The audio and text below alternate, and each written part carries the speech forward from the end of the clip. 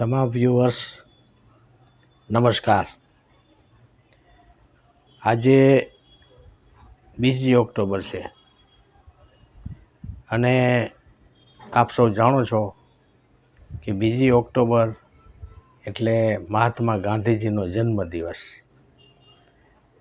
2 October 1869માં પોરબંદરમાં ગાંધીજીનો જન્મ થયો હતો અને ત્યાં એનું જે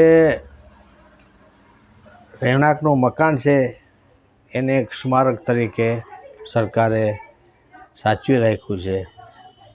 આપ પોરબંદર જાઓ તો એ જરૂરથી જોવા જાજો। અમારા ભાણવડથી તો એ 40 કિલોમીટર દૂર છે, એટલે તમે ક્યારેક જાઓ ને તો એ પણ જોજો। એટલે ગાંધીજીને બચપણથી જ સત્યના પાઠ ભણાવવામાં આવ્યા હતા એના કુટુંબમાંથી, ખાસ કરીને એની માતા તરફથી। એટલે ગાંધીજી કોઈ દી ખોટું નહોતા બોલતા। હવે ગાંધીજીએ પછી પોતાનું શિક્ષણ રાજકોટમાં અને એ રીતે બધે પૂરું કર્યું અને પછી નક્કી કર્યું એના કુટુંબીજનોએ કે આને આપણે ઇંગ્લેન્ડ મોકલીએ વકીલ બનવા માટે। હવે એ જમાનામાં પરદેશ જાઉં એટલે બહુ ખરાબ વસ્તુ ગણાતી હતી કે પરદેશ જાય એટલે માણસ બગડી જાય ને આમ કરીને ઓમ કરીને, એટલે એના કુટુંબમાં વિરોધ પણ થયો ગાંધીજીના કુટુંબમાં। પછી ગાંધીજીને એના કુટુંબે બહુ સમજાવ્યા કે જો અમે જેમ કહીએ ને એ રીતે ત્યાં રહેજે તો જા। તો ગાંધીજીએ કબૂલ કર્યું ભલે। એટલે એ ઇંગ્લેન્ડ ગયા ને અહીંયા ભણ્યા, વકીલાતનું ભણ્યા, વકીલ બની ગયા। અહીંયા પછી ઘણા બનાવો બન્યા, એ બધે અહીંયા હું તમને કહું તો બહુ લાંબો સમય લાગે। પછી ભણી અને ડિગ્રી લઈને અહીંયા પાછા આવ્યા ભારતમાં। હવે એની વકીલાત અહીંયા બહુ હાલતી નહોતી, એટલે ગાંધીજી ચિંતિત હતા કે આપણે હવે શું કરવું।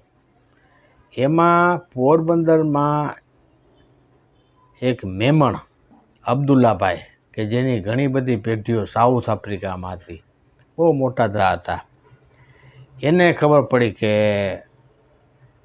ગાંધીજી વકીલાતનું ભણીને આવ્યા છે। એટલે એને ગાંધીજીને કીધું, અબ્દુલ્લા શેઠે, કે તમે કે એમ કરો સાઉથ આફ્રિકા આવો, ત્યાં મારી પેઢીમાં કામ કરજો અને અમારા જે કેટલા બધા કેસો ચાલે છે ને અમારી જે હરીફ પેઢીઓ સાથે, તો તમે એમાં કેસોમાં મદદ કરજો કોર્ટમાં। તો ગાંધીજીને એમ થયું કે હા બરાબર છે, એટલે એ હા પાડી અને એ રવાના થયા। હવે એને પહેલો જ કડવો અનુભવ સાઉથ આફ્રિકામાં થયો ટ્રેનમાં। એના પાસે ટિકિટ હતી ફર્સ્ટ ક્લાસની, એટલે ફર્સ્ટ ક્લાસમાં બેઠા હતા ટ્રેનમાં। તો ગોરો, ત્યારે રંગભેદ બહુ હતો, ગોરો એક ઓફિસર આવી જેને આપણે ટીસી કહીએ છીએ, એને કીધું કે ટિકિટ ક્યાં રહી? કે આ રહી। એ કે થર્ડ ક્લાસમાં વયા જાઓ। આ કે કાં? એ કે હું તને કહું તો વયા જાઓ। ગાંધીજી કે પણ મારા પાસે ટિકિટ છે આ। એ કે ના ચાલે, નીચે ઉતરો। તો ગાંધીજી કે નહીં ઉતરું। એટલે એ ગોરા ઓફિસરે ગાંધીજીને નીચે ઉતારી નાખ્યા, સામાન ફેંકી દીધો રેલવે પ્લેટફોર્મમાંથી। એટલે ગાંધીજી આખી રાત ઠંડીમાં અહીંયા બેઠા રહ્યા અને ત્યારે જ નક્કી કર્યું કે આ દેશમાં રંગભેદ છે ને આવા કાયદાઓ છે ને એના સામે આપણે લડત કરવી છે, અને લડતે કરી પછી અને ઘણા કાયદામાં એને સુધારા કરાવ્યા। એ ઘણો એક મોટો આખો ઇતિહાસ છે દક્ષિણ સાઉથ આફ્રિકાનો ઇતિહાસ, સત્યાગ્રહ, એ વાંચ્યો। એટલે એ જાણે બધું થયું। ત્યાર પછી ગાંધીજી અહીંયા ઘણો સમય રહ્યા, એનું કુટુંબ અહીંયા આખું ત્યાં જ ગયું અને ઘણી લડત આપી એની, અને બહુ એને ઇન્ડિયન માણસોએ ત્યાંના બહુ સાથ આપ્યો અને એને સાચવા। પછી ઘણા વર્ષ રહીને પછી નક્કી કર્યું કે હવે મારે ભારતમાં વયું જવું, મારા દેશમાં. ત્યારે અહીંયા અંગ્રેજોનું રાજ હતું અને એના સામે લોકમાન્ય તિલક, લાલા લજપતરાય, મોતીલાલ નહેરુ આ બધા લડત ચલાવતા હતા. એટલે એને ખબર પડી કે ગાંધીજી આવવાના છે, એટલે બહુ ખુશ થયા. એ કે બહુ સરસ કામ થયું. ગાંધીજી આવ્યા ને આ બધે મળ્યા, બધે નક્કી થયું.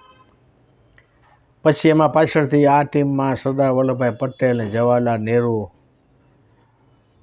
અબુલ કલામ આઝાદ એ બધાએ આખી ટીમ મજબૂત બની ગઈ અને અંગ્રેજોને પછી હફાવી દીધા હતા. એની ખૂબ જેલું ભોગવી, ખૂબ માર ખાધી બધાએ, પણ છેવટે અંગ્રેજોને ભગાડ્યા 15મી ઓગસ્ટ 1947ના દિવસે. એ આપણે બધા જાણીએ છીએ. હવે ગાંધીજીએ આ ટીમને એમ કીધું કે મારે આ તમારા સાથે જોઈન્ટ થઈને બધી લડત ચલાવી છે, તો પહેલાં હું જરા ભારતનું બધે નિરીક્ષણ કરી લઉં કે શું છે બધું હાલત. એટલે એ ટ્રેનમાં મુસાફરી કરતા હતા અને મુસાફરી હંમેશા થર્ડ ક્લાસમાં જ કરતા હતા. એને એક વખત એક જણાએ પૂછ્યું હતું કે તમે થર્ડ ક્લાસમાં મુસાફરી શું કામ કરો છો? તો ગાંધીજીએ કીધું કે થર્ડ ક્લાસની નીચે હજી એક ક્લાસ નથી, નકર હું એમાં જાઉં, પણ એટલે થર્ડ ક્લાસમાં હું મુસાફરી કરું છું.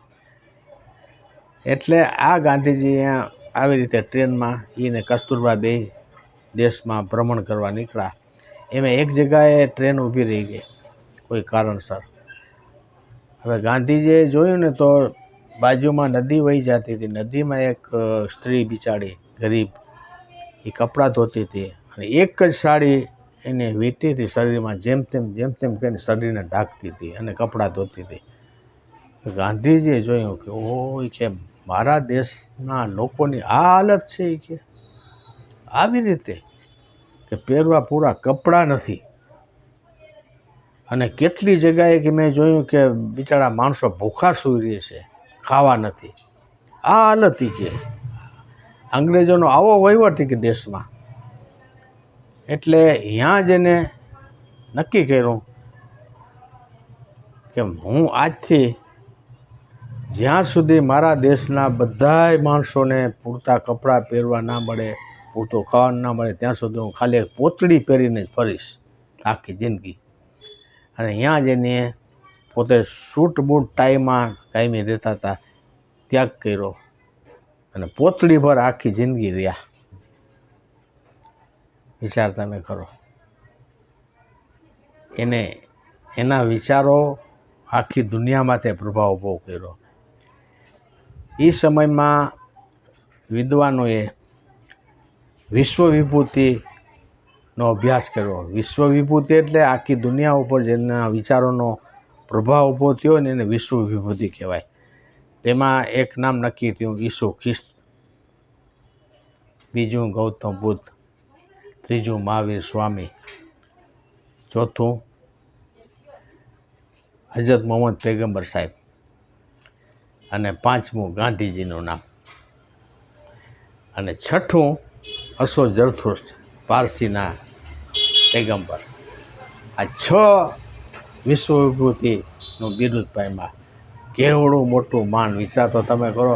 આપણે ભારત માટે આ બહુ ગૌરવની વાત છે. આપણે ગૌરવ લેવું જોઈએ કે આપણા ગાંધીજીનું આવડું મોટું બિરુદ મળ્યું. હવે ત્યાર પછી તો અંગ્રેજો સામે લડત ખૂબ ચાલી, ખૂબ જ બધી જેલો ભોગવી, મારું ખાધી, દાંડી યાત્રા અને આ તેને એવું કેટલાય પ્રોગ્રામો આવ્યા વર્ષો સુધી. અને છેવટે દેશ છે એ આઝાદ થયો 15મી ઓગસ્ટ 1947ના દિવસે. એટલે આ મહાનુભાવનો આજે જન્મદિવસ છે. હવે વિચાર તમે કરો કે આવા માણસો, આવા નેતાઓ આપણે ક્યારે જોવા મળશે પાછા? આજ વર્ષો થઈ ગયા એનું ગાંધીજીનું એટલું જ માન છે. દિલ્હીમાં રાજઘાટ ઉપર એની સમાધિ છે, રાજઘાટ. ત્યાં હું પણ જઈ આવ્યો છું. એટલે ત્યાં કોઈ પણ દેશનો વડો આવે તો અહીંયા જાય છે માથું ઝુકાવવા. આ ગાંધીજી હતા, સમજ્યા. અને ગાંધીજીની એક વાત કહી દઉં, ગાંધીજીને નાટકો જોવાનો બહુ શોખ હતો. એ અહીંયા એને હરિશ્ચંદ્ર નામનું એક નાટક જોયું હતું પોતે જ્યારે જુવાન હતા ત્યારે ભારતમાં. પછી તો એ ગયા ઇંગ્લેન્ડ. પછી ઇંગ્લેન્ડમાં ખૂબ નાટકો જોતા હતા, એ ઘણાને ખબર નહીં હોય. અને શેક્સપિયરના નાટકો ખૂબ જોતા હતા. પછી એ નાટકમાં શેક્સપિયરના નાટકમાં જે ડાયલોગ આવતા હોય ને એ પોતે યાદ કરી લેતા ને પછી આમ બારે પણ આમ બોલતા ગઈ વાતું ચીતું કરતા હોય એમાં.